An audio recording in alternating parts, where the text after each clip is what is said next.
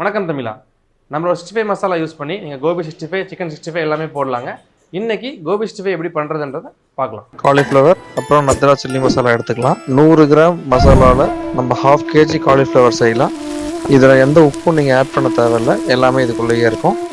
இதை வச்சு ஒரு 6 to 7 minutes நீங்கள் டீப் ஃப்ரை பண்ணும்போது உங்களுக்கு பக்காவான கோபி 65 ரெடி ஆயிடும்.